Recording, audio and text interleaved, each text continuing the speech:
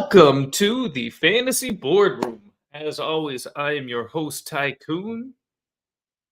Oh, whoops. Had an echo taken care of. My apologies. So, as always, I am your host, Tycoon, and we are here in the Fantasy Boardroom. Whew. I, once again, am going to have to freestyle it just a little bit. We're going to go in real time through these. Insanely busy week for me, so I was unable to prepare the show sheet for the second week in a row. Feel like I'm slipping here mid-season, just trying to keep up with these teams, keep up with the news, keep up with everything. So show prep is the one that's taken a little bit of a hit. So my apologies, but you know what? We're still going to talk it out. We're still gonna get deep into this. Oh, what up, Jeezy? Good to see you, boy. How you doing, man? Glad you're here. Glad you're here. Well, let's just start talking some fantasy, man. I don't want to waste your guys' time. So let me go ahead and get this screen shared.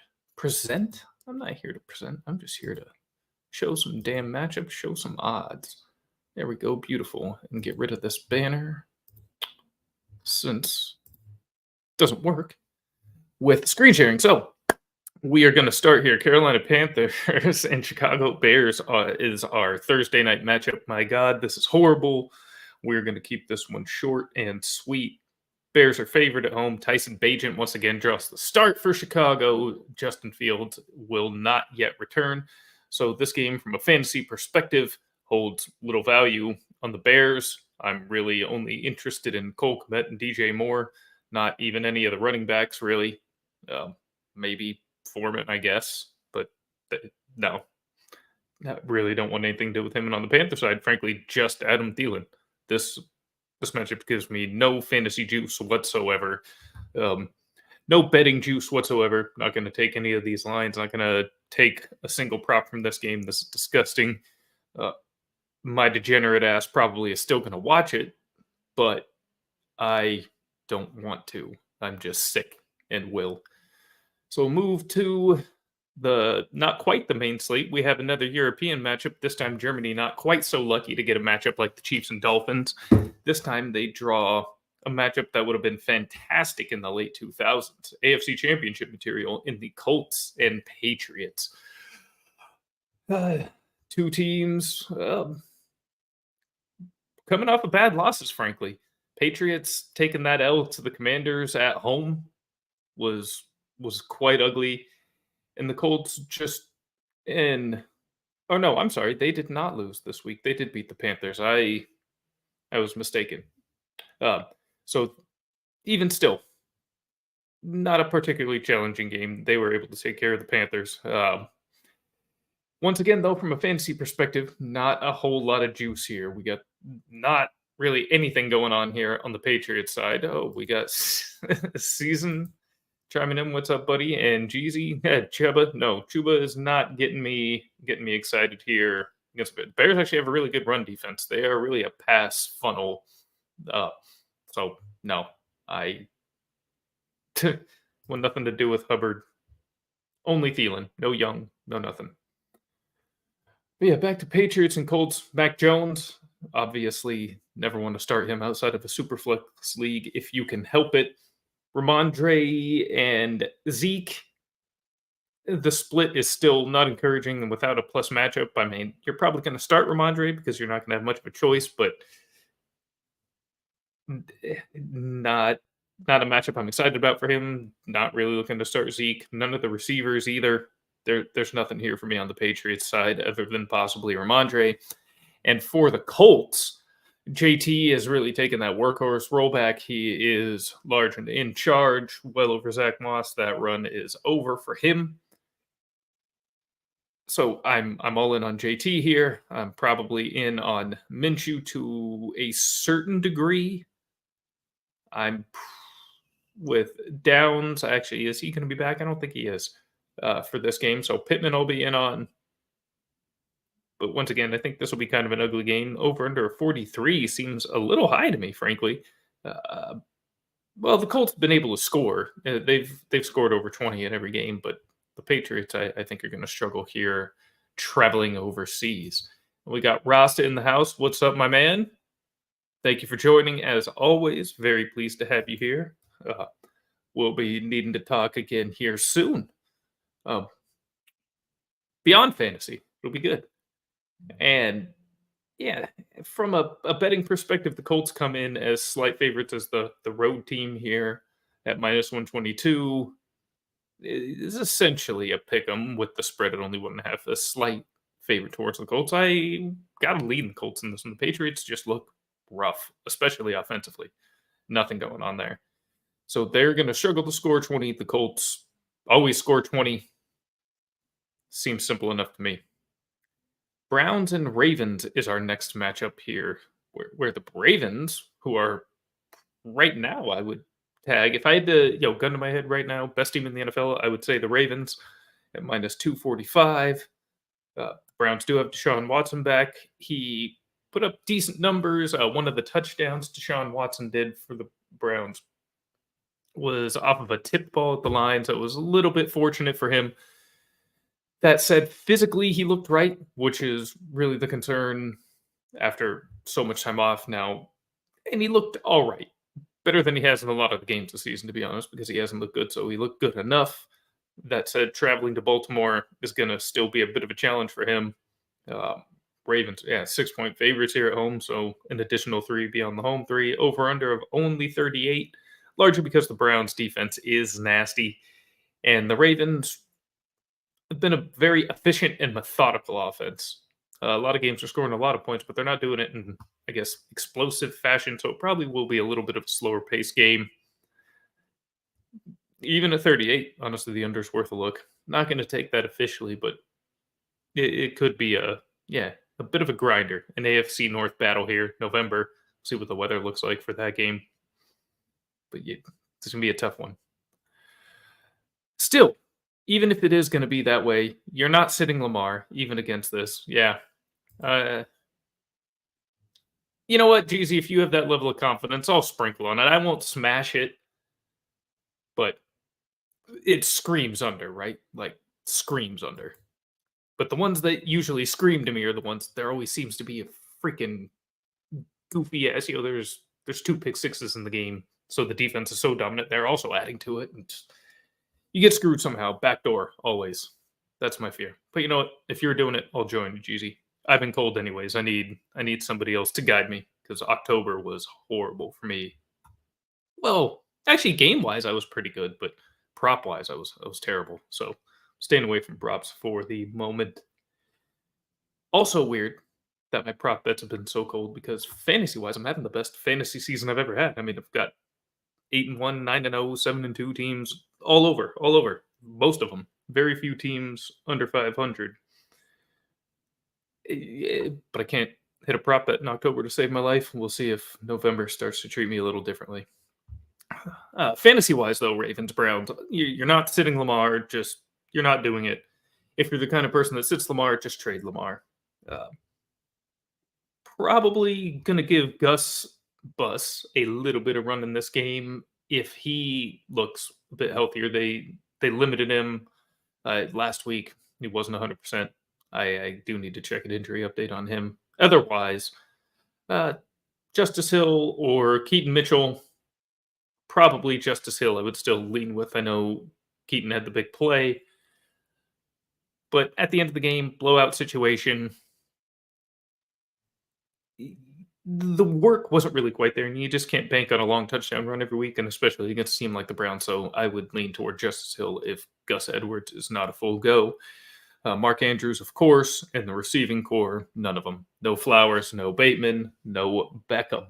On the Brown side, in a regular one quarterback league, you're not going to start Watson. I still would start Jerome Ford, and I still would start Amari Cooper. I would stay away from Njoku this week, as well as the secondary receivers for the Browns. Again, this will be a limited offensive output, so really just the studs. Again, like Jesus said, smash the under Cleveland, Baltimore. There's not going to be a lot there with an over-under of 38. And +6 is crazy, so you're saying it's crazy that the Browns are at +6 or that the or only underdogs by 6, or you think it's crazy that the Ravens are favored by 6 in a game that'll probably be low scoring and tight? Let me know. All right. Bengals and Texans. That's what we got next here. Once again, a bit of a heavy favorite on the board with the Bengals at minus 285. Texans plus 230 road underdogs. Game is in Cincinnati. Bengals nearly a full touchdown favorite, minus 6.5, over under 47. So points are expected here. You can pass on the Bengals. CJ Stroud can pass, as we know, as he just put up a 470-yard, 5-touchdown performance last week. It won't quite be so easy going into the jungle in Cincinnati, but we know he's got the goods to do it, and we know the Bengals are susceptible enough to it. They've been improved in recent weeks, but just 2 weeks ago, Brock Purdy threw for 350 yards on him. So if he can do it, Stroud can as well. I'm not really worried about that being too much of a problem. And defensively for the Texans, all right, GC saying back in the Browns and Texans, all right, take +6 to cover. Probably right. Probably right. I think I agree with you. And yeah, as far as the Texans go, much improved team. The offense can't run, but the passing game is solid. The defense has very much improved under D'Amico Ryans, but it is still a work in progress. So it's good, not great. With the way Burrow's looked the last couple of weeks, I don't think he's going to have much of a problem at all with the Texans defense. So over under 47 looks good to me. Good number. I think we do expect a lot of points. So from a fantasy standpoint, Joe Burrow, yes. T. Higgins, yes. We'll see if Jamar Chase plays. He is dealing with a back issue. I wouldn't be surprised if he misses a week, maybe 2, but probably just 1. We'll see how that goes. The Tyler Boyd I would throw in there as a secondary option. Certainly, I'd be willing to flex him this week.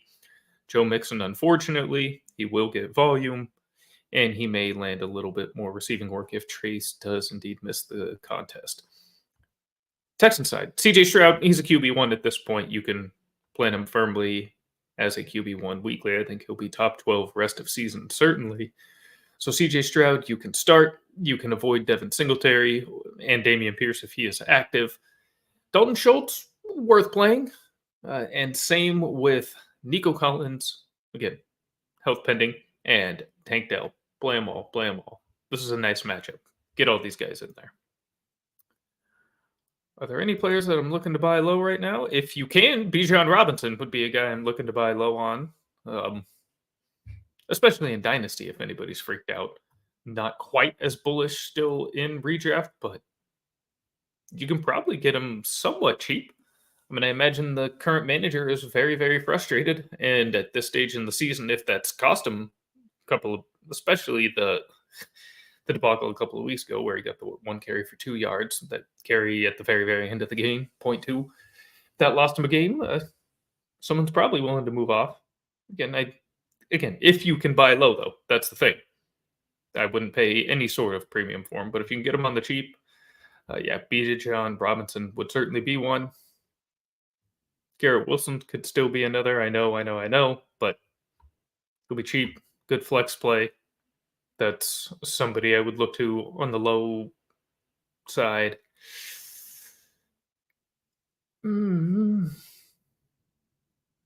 Probably even still Devontae Adams. He's still Devontae Adams. It will turn around for him. People are going to be highly frustrated with dealing with him the last few weeks. So he should certainly be available for a low price. Devontae Adams would really be a key there.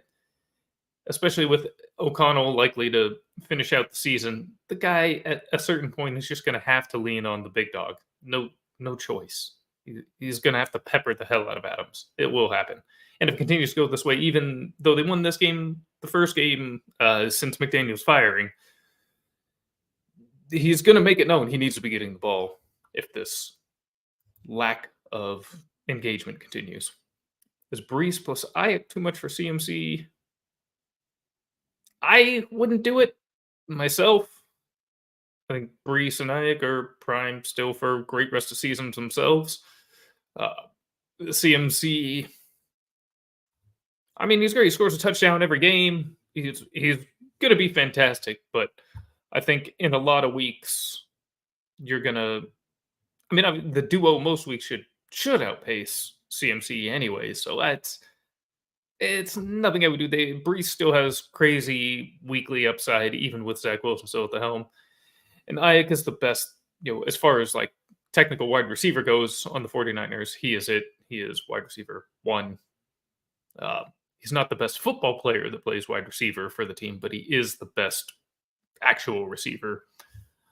Brock's going to need him. And when they're both in, it's him and Debo. Kittle's the one that takes the hit usually. I keep Brees and Ayuk myself. And just great by low on Waddle. I mean, I don't hate it. I still think. I mean, I had Tyreek and Waddle both as wide receiver ones ranked preseason, so I still think Waddle will get up to that level. I don't think Tyreek's really gonna slow down. I mean, he's still gonna be Reek. So yeah, Waddle, I support it. You can probably still get him relatively cheaply as well. It's not a bad call, Jeezy. Not at all. So yeah, Texans Bengals play pretty much everybody. That's where we ended. The 49ers and Jaguars both coming off their byes well rested. Jacksonville got to stay home the entire time. 49ers now have to travel for that East Coast 10 a.m. matchup, which is dreaded for the West Coast team usually. Probably even more dreaded considering that the 49ers enter on a 3-game losing streak. The Jaguars enter on a 5-game winning streak. Two teams that have headed in opposite directions really over the last month. And now the 49ers look to really rebound, make a statement, and I think that is what's going to happen. And that shows with them coming in as road favorites minus 170 and minus 3 on the spread. Over-under is 45, so again, fair number of points are expected to be scored. I don't think either passing attack is really going to be able to be slowed in this game. I would expect a lot of yards and a lot of production from both Purdy, Lawrence, and their pass catchers, possibly including Ingram and Kittle there. Although the tight ends, I think, will probably be the ones that take the hit in this particular matchup. Both Kittle, when Ayuk, Debo, and Kittle are all out there, Kittle's the one that typically has less production. And on the Jacksonville side with Ingram, Fred Warner is the best coverage linebacker in football. Between him and Hufanga, they do a pretty good job of shutting down the tight end position. However, good receivers like Christian Kirk and Calvin Ridley seem to have little issue with our secondary, especially when they have good quarterbacks like Trevor Lawrence throwing them the ball. So from a fantasy standpoint, once again, Trevor Lawrence, yes, fire him up. I know it hasn't been his best season, but frankly, the 49ers pass defense isn't much to be feared. We'll see if the pass rush is an issue. Now, the 49ers haven't really been getting to the quarterback, but the Jacksonville offensive line is not great. So maybe this is a chance for them to get there. We'll see. We'll see if Steve Wilkes coming down from the booth and being on the sideline makes a difference. I mean, hey, Matt Canada looked great for a drive when he came down from the booth for the Steelers. But I won't hold my breath. So go ahead and fire him up. Travis Etienne, I mean, I don't care what the matchup is. You're playing Travis Etienne always. I will never sit Travis. If he's active, he's in there for me. I don't care if they say he's going to be on a snap count of 5. I'm expecting him to score in one of those 5. So we're always rolling with Etienne. And I would fire up Kirk. Probably less excited about Ridley. You may need to, but And then Ingram, due to the wasteland of the position, you probably need to play him, but this is one where I expect him to be pretty limited. And on the 49ers side, you can fire everybody up. I think this team is coming out ready to rock and roll. So you can throw Purdy in there. You can throw Ayuk. You can throw Debo in his first game back. He is good to go, fully healthy. Kittle, again, kind of like Ingram, just due to the nature of the position, you play him. I mean, 1 or 2 touches could end up with a crazy big play anyway, so it's worth the risk. Certainly better than any streamer in this situation. Christian McCaffrey, obviously, this is once again a fire everybody up kind of game. The 49ers will win. Very excited for that. Finally, this losing streak is killing me. I expect an angry San Francisco to come into Jacksonville and do the Jags dirty, says Jeezy. I don't think it's going to be crazy dominant. Like, I don't think it'll be what we did with the Cowboys, but but I do think it will be a very, very solid win. Certainly will cover that -3. I think so. I think that's a touchdown win.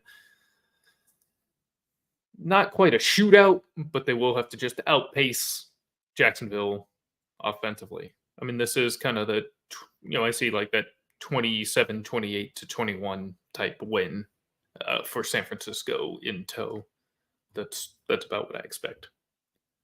But I am excited because this is going to be one of the better games on the slate. There's not too many games with two winning teams. So, I mean, Browns Ravens is good. 49ers Jaguars is good. And out of nowhere, New Orleans Saints and Minnesota Vikings is a really good game. I really kind of wish this wasn't on at the same time as the 49ers because I wish I could watch this. This is going to be fun. But, stay loyal to the soil. Rasta, fellow Niner faithful. Oh my God, we need a win. Yes, we do.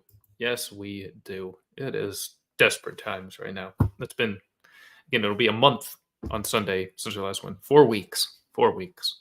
That's not tolerable. That's not the standard we have for this team, this organization. Frankly, makes me sick. Now I'm all distracted. Thanks a lot, man. Rasta. No, Saints and Vikings, so it's going to be great. So we have the story of the year in Josh Dobbs here. If you're not in love with this story, do you like sports? Do you like humanity? Do you like positive, happy, good, wonderful, wholesome things?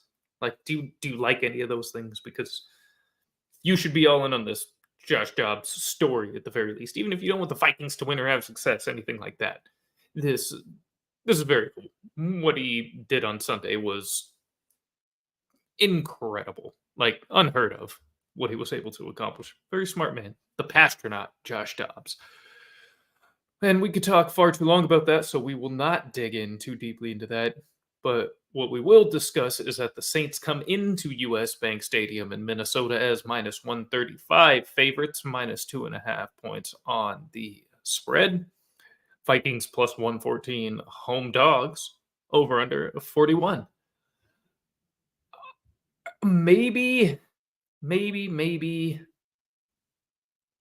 First of all, yes, that's correct, Jeezy. I'm glad you picked up on that because that, while it wasn't the full intention of the phrase, it is part of it. So, yes, it is absolutely middle finger to the Raiders.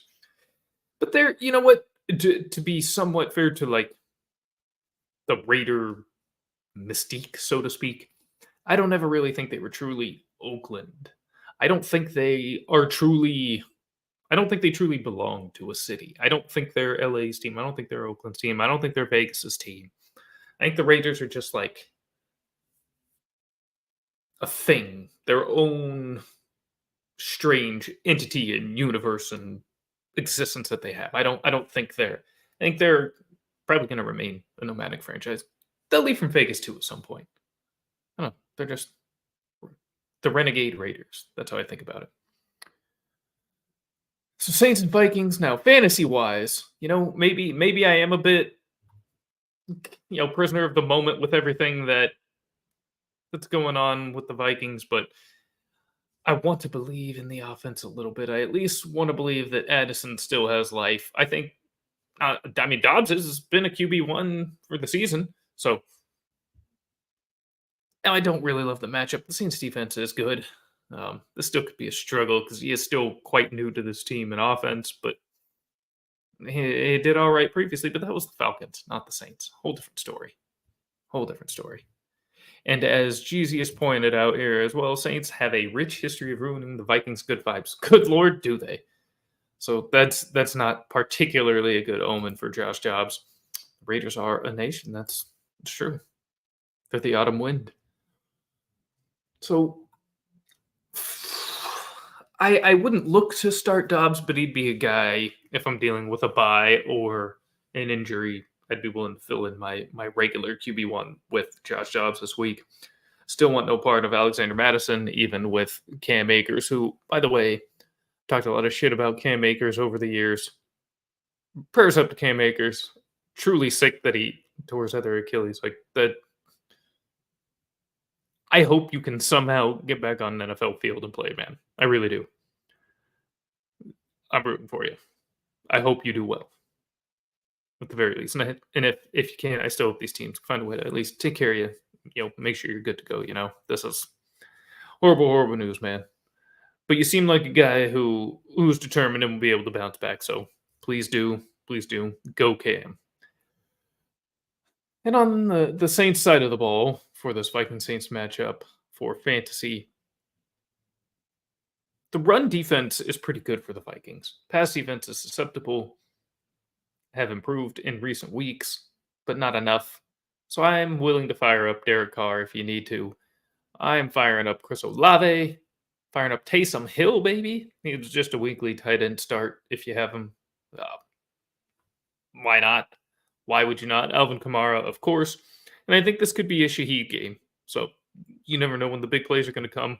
I think chances are strong for him in this matchup against the Vikings. So Carr, Shaheed, Kamara, and Olave and Hill are who I would start. Start most of them. Packers and Steelers. So Jeezy, your Packers are not good. But guess what? Neither are the Steelers. They're not good either. One of the only offenses that's as hideous as the Packers right now. But I'm still going to have to agree with the Steelers being minus 166 on the money line favorites and minus 3 on the spread when the Packers come in to visit them. It's a matter of still a young, inexperienced. Wait, he's Tampa? No, I swear Jeezy is a Packer fan. No, Anthony, I'm tripping. Anyways, doesn't matter. So with Love coming in, his first experience starting at Heinz Field, which I will always call it, I think it's going to be tough for him. Will Levis actually surprisingly did well. Granted, there were some injuries on the defensive side of the ball for the Steelers, but I don't think Love will be quite so lucky. He doesn't have a talent like a guy like DeAndre Hopkins, for instance, that was able to assist Levis, even though, not like Hopkins was overly productive, but I'm tripping, Jeezy. Damn, I guess you're right. So, Jeezy's a Tampa fan. F the Packers. Well, my bad then. I don't know why in the world I thought that. I'm crazy. Well, we'll talk about the Bucks. They're actually probably going to win, so you'll be happy. Fantasy-wise, just ugly once again. Deontay Johnson. Well, you can run on the Packers, so Najee and Warren, maybe. I mean, I'm not really interested in Najee. I would play Jalen Warren. I would play Deontay Johnson. That's it from the Steelers. Absolutely it. And Aaron Jones is the only player I would play on the Packers. That's it. Those 3 players. Stay away from this game. Absolutely horrible. Yeah, we got Nee, McGoats. Yeah, I know we got some other Packers guys, but I just swear I had seen something about Jeezy supporting the Packers at some point. I'm just inventing stuff in my mind, apparently. It happens once in a while. I'm like that. Now, we will get to Jeezy's team then. The Buccaneers host the Tennessee Titans. Will Levis and co. coming to town to face off the fighting Tampa Bay Baker Mayfields. Dead even. Minus 110. Technically, the Titans are favorites, I guess, with minus 1 on the spread. Another low scoring total predicted. Over under of 38.5. I don't know. I kind of like the over in this. I think there are going to be some points here. The Titans are a pass funnel defense, which is just fine for Tampa Bay because they really can't run the ball that well. Rashad White, thankfully, is still a plus receiver as a running back. So he'll get his work. This is a nice matchup for Mike Evans in particular. Good for Chris Godwin as well. Cade Otton's been hot lately. I'd fire all of those guys up. No problem. Even Baker this week. Yeah, no problem. Give it to me. Let's go. Titan side. I don't like as much. I'm surprised this is a full, viewed so evenly. I think the Buccaneers are a little bit better. I really do. I know people are excited about Will Levis. I do. And he has looked impressive. I'll admit. He's looked good.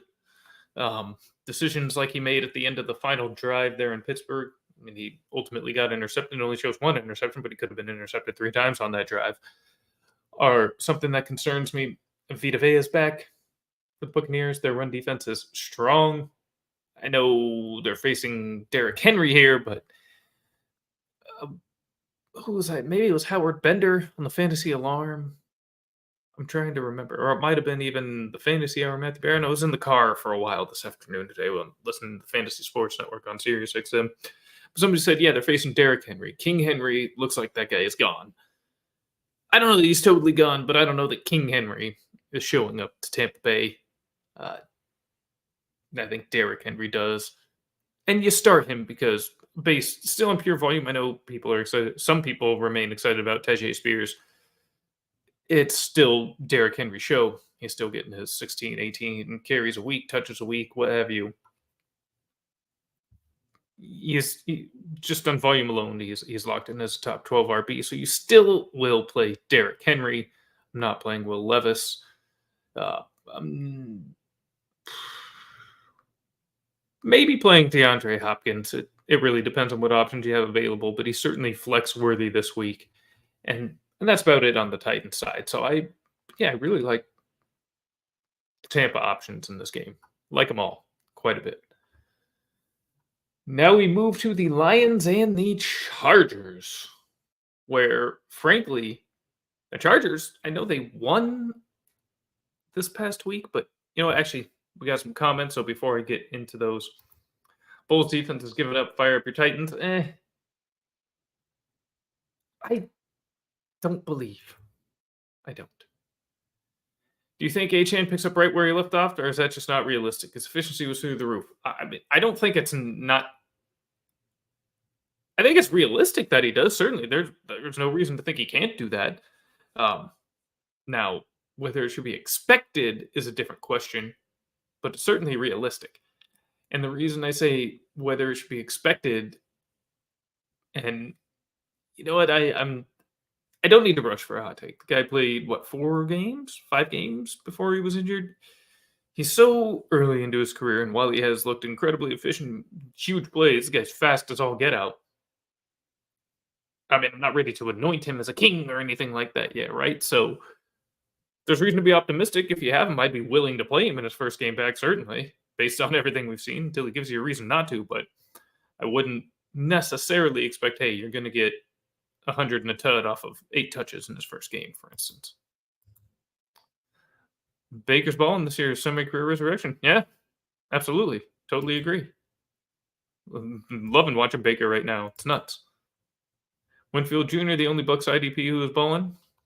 I'll take your word on that. I can't say I'm deep into IDP stats to know. But I believe it. Winfield is a stud. Anthony saying he's starting to like Levis. He can fling it. He can flick it. Yeah, he's got a crazy arm, but a lot of guys have crazy arms. Zach Wilson has a crazy arm if he wants to use it. Like, it's we've all seen these. Jamarcus Russell, baby. So big arms, great. But we'll see what he does. I'm willing to say he's looked more impressive than I expected him to be in his first 2 games.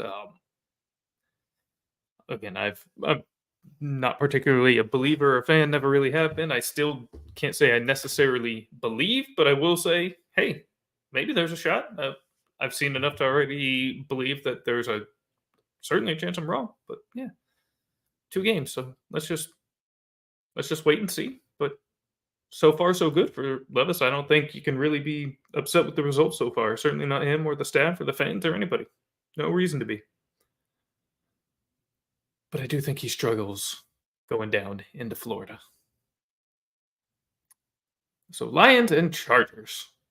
Chargers are home dogs, plus 136 on the money line. Lions minus 162 favorites on the money line, and minus 3 on the spread here coming into Los Angeles.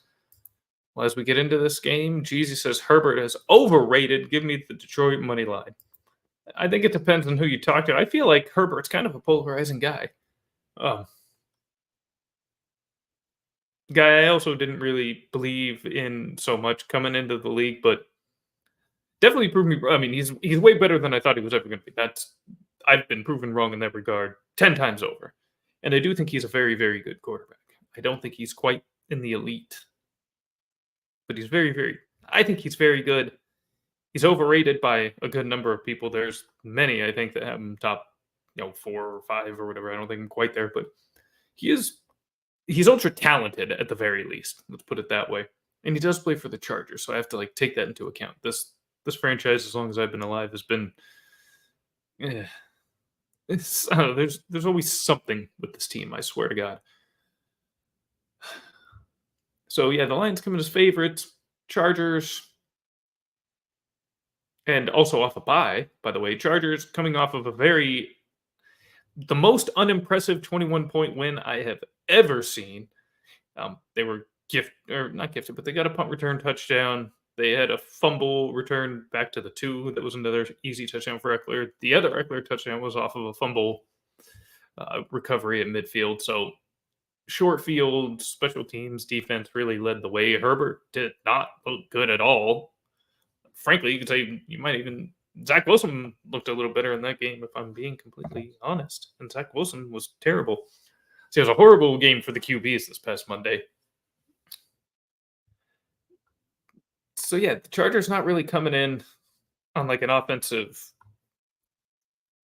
roll. No real momentum there. I'm not sure if Josh Palmer will be back yet, but I never thought I'd say this. They could really use him back. The Chargers need Josh Palmer because Quentin Johnston, at least here in his rookie year, ain't it. I don't think it's going to come together for him this year. Haven't given up on him long term, but I don't think he's going to make that splash here in 2023. So the Lions are rightful favorites here. And I do believe that they will win. And I do believe they will cover this -3. Still, on the fantasy side, even though Herbert has struggled, I think it's going to be a situation where he's going to have to be passing. He's going to have to be trying to dump off to Eckler and hurry up situations, or getting the ball to Keenan Allen and Gerald Everett as much as he possibly can. So I'm still going to fire up Herbert. I still think he'll be top 12 this week. Eckler, I will never sit. Love Austin Eckler. He's the man. And I will also never sit Keenan Allen. But those are the only 3. And Everett again. If you need a streamer, if somebody's on bye or injured for you, say, hey, ain't it? Hey, Johnson ain't it. Not this year, at least. Again, I did say I haven't given up on the long term, and I totally haven't. But this season, QJ ain't it. It's done for this year. He ain't got it. He needs more refinement, a lot more. He is struggling out there. He is not winning any battles. It's rough. Kind of feel bad. Again, another guy I didn't quite believe in, but I don't necessarily always revel in them, and I kind of feel bad for these guys. It sucks. I'm getting softer as I get older. Life's hard. I don't like seeing people struggle too much. I wish it was possible for everybody to succeed, but it's not. And right now, QJ is not succeeding.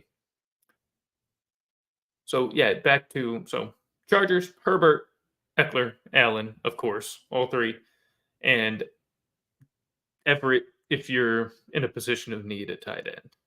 On the Lions side, the usual suspects. Looks like Monty will be back, so I'm firing up Goff, I'm firing up Monty, I'm firing up Gibbs, Amon-Ra, all of them. Everybody. Sam Laporta, the whole gang. Give me all the Lions. Chargers stink.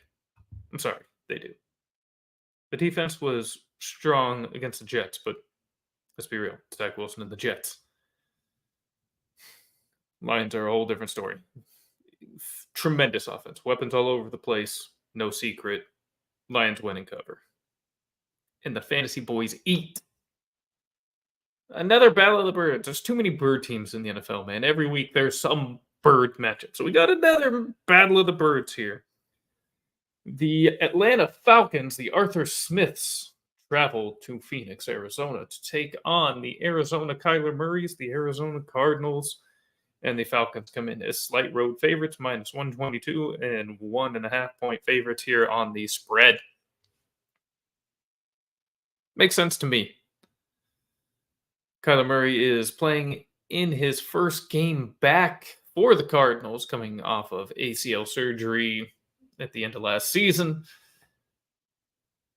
We'll see how it looks, Generally, Usually, we're talking about running backs and receivers, and we're going into a fantasy year. Guy tore his ACL the previous year. You want to be pretty conservative about that. I want to do the same with Kyler Murray here.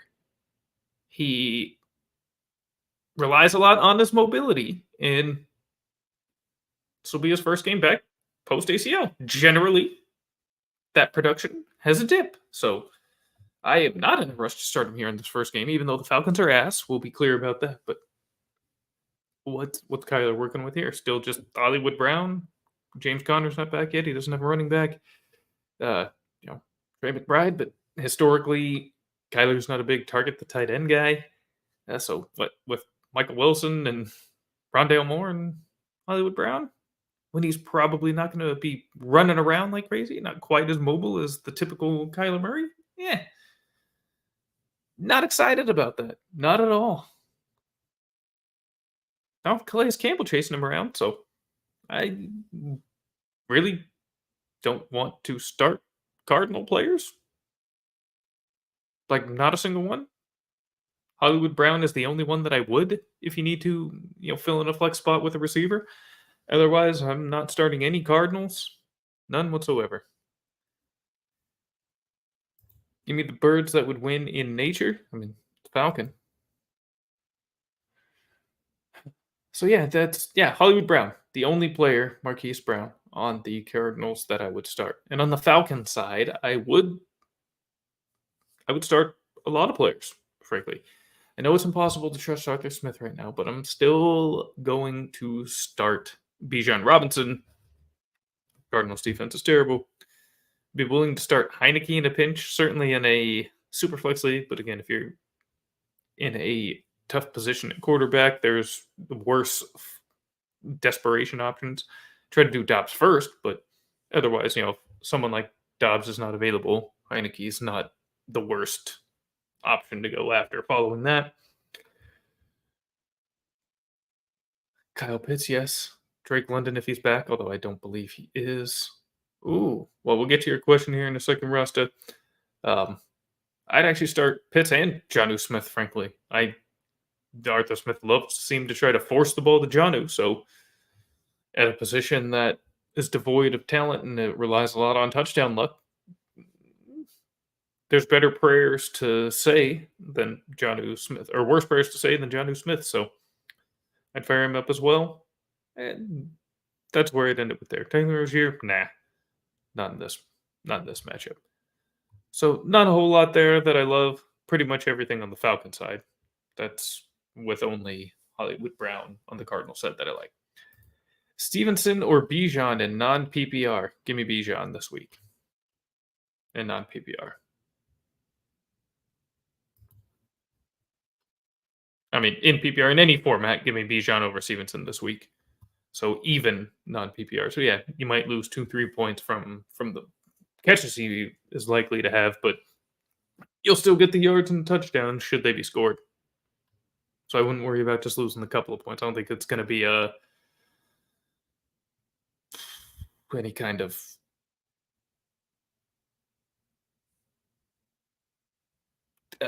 heavy reception game for him. I don't know why the word escaped me there. But yeah, I don't think he's going to have 5, 6, 7 receptions, so the PPR factor is not huge for me.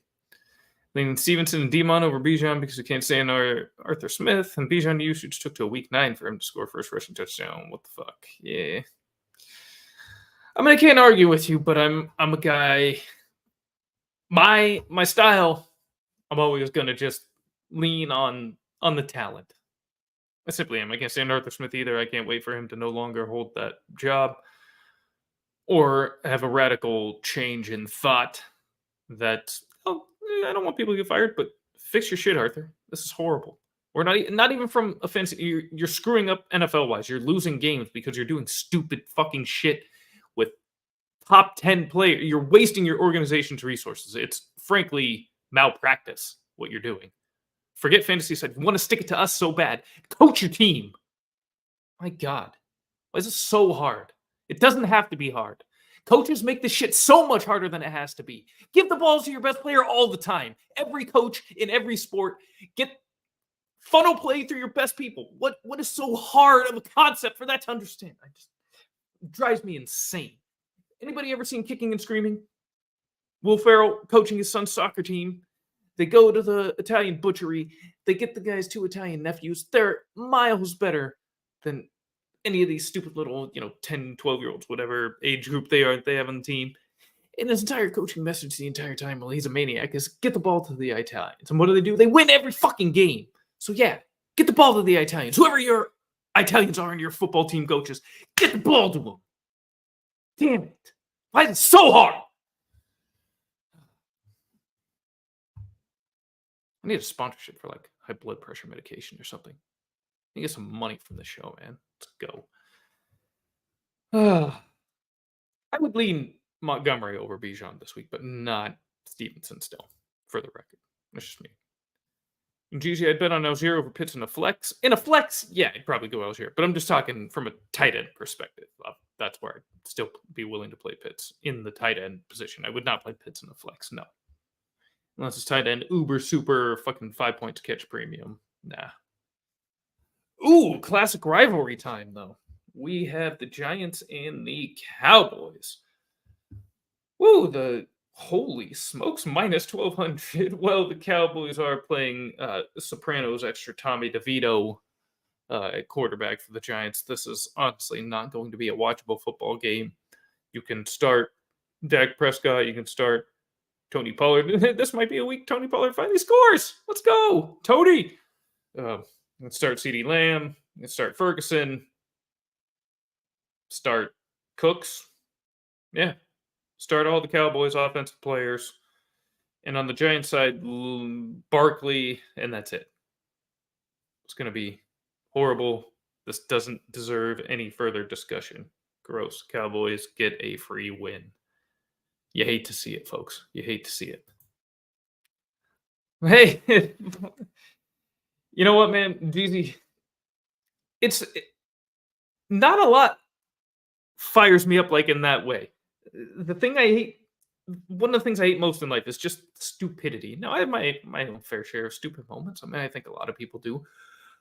But the stupidity that is repetitive, where somebody is not learning from their mistakes, especially the same mistakes over and over and over, and in a very public fashion, with everybody in the world trying to tell you, begging to help you, please, Lord, take the message. Why can you not just listen and figure this out? Like it's so easy. It's so easy. And they just don't do it. And it just drives me nuts. I can't like accept that mentally. I can't process that like logically. It just like starts to go through my brain and think about it, and then it just gets stuck in there and it just pisses me off. And I don't know. Something wrong with me. What can I say? But it is fun, man. It is fun to get fired up, I gotta say. Some smashing NYG plus 16. There could be some goofy ass backdoor cover. I wouldn't touch a fucking thing in this game betting wise. No. There's so many ways this game could play out. I think you're truly spinning a roulette wheel with most of these bets. I mean, even the over-under still 38.5. Early fat lead for Dallas. They pull everybody, stop playing. Then it's just disgusting game from like middle third quarter on. If you want to smash it plus 16, have fun. I know it's a lot of points, but man, Giants probably won't score unless they can get a special teams or defensive touchdown. Seahawks and Commanders, two teams I'm not particularly in love with. The Seahawks were exposed in Baltimore this past weekend as I don't want to say frauds. They're a decent team. They're like a good team, but they're far from the upper tier of NFL teams, in my opinion. As are the Commanders, even though they did pull off.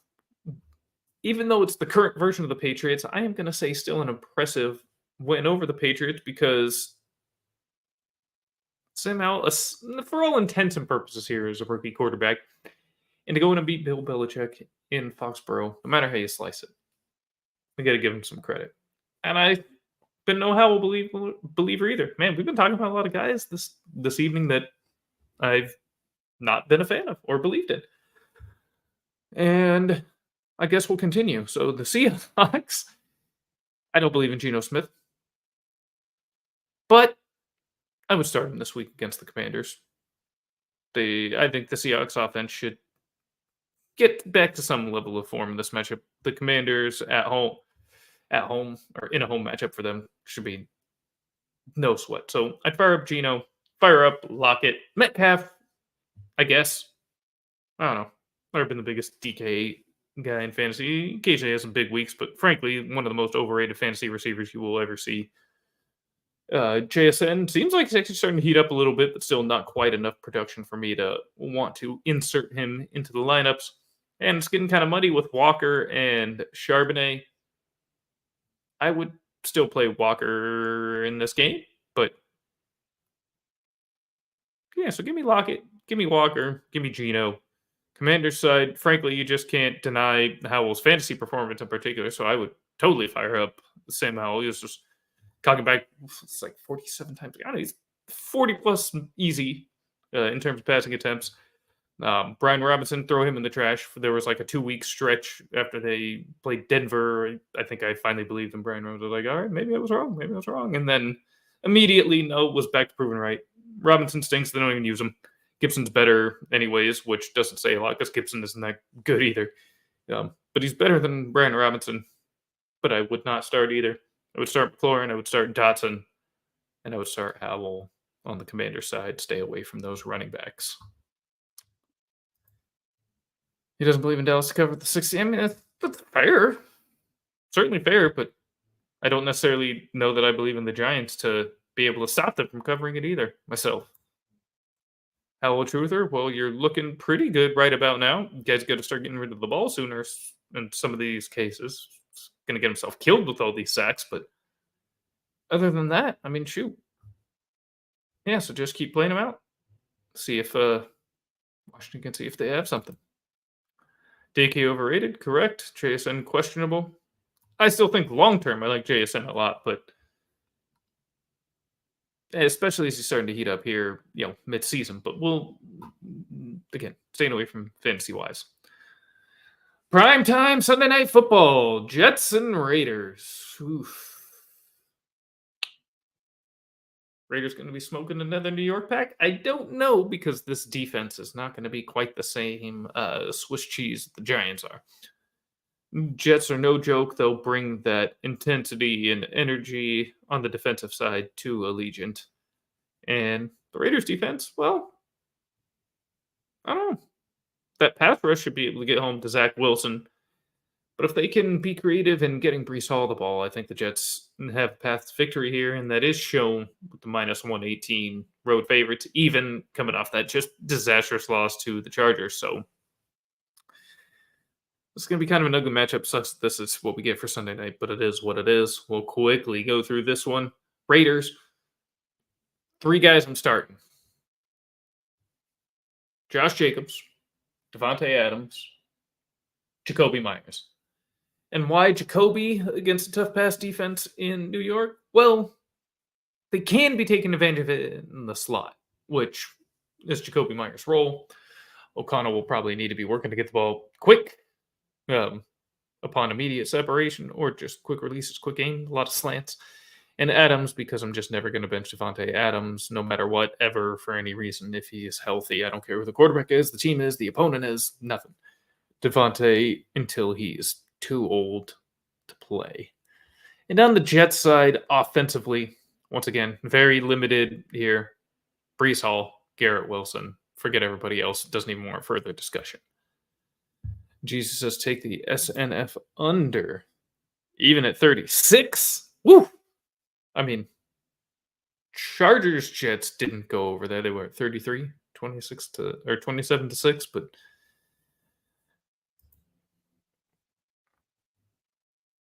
that's a really low number, and it is favored on the under. I mean, if I had to lean that way, certainly. I don't know if I have the balls to bet that, but if I had to pick, that's certainly the way I would pick. Definitely. I prefer DK or Lockett. Oh, Lockett. Lockett. Always have. Always. I mean, ever since DK came into the league.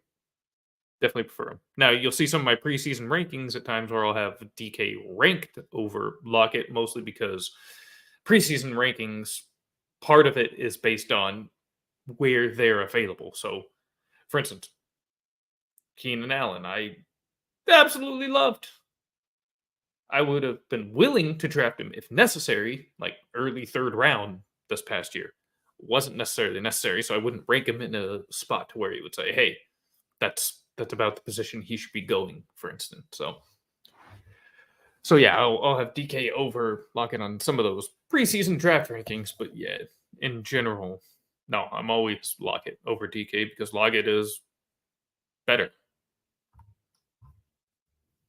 Very good receiver, one of the most underrated receivers in the last 5, 6, 7 years. Tyler Lockett, just stud, absolute stud, to be honest. Criminal that really only seemingly Seahawks fans, gross, and a certain group of fantasy players really have respect for that. Damn shame. Love you, Tyler. You're the man. And we get to our final matchup of the week, Monday Night Football, heading up to lovely Western New York. Buffalo Bills host the Denver Broncos. Heavy favorites of the Bills at minus 375. Their spread is half point over the touchdown at minus 7.5, and the over-under at 47. So the Bills, I mean, they've had wins in recent weeks. Not this past week. They did lose to the Bengals on Sunday Night Football, but and the Broncos actually looked improved after a few embarrassing weeks. It's fair that the Bills are heavy favorites, and they should be. But I don't know. I think there's a chance the Broncos actually cover this spread. I really do. The Bills have been just uninspiring of late. They really have. Kind of like the Eagles in many of their games. Like, yeah, they won, but it's like it still doesn't feel like they're all the way there yet. Like, I know, like, just like the Eagles, they're 8-1, but like, it doesn't feel like an 8-1 team when you watch them. Same shit here with the Bills, even though their record probably is a lot more reflective of what they are.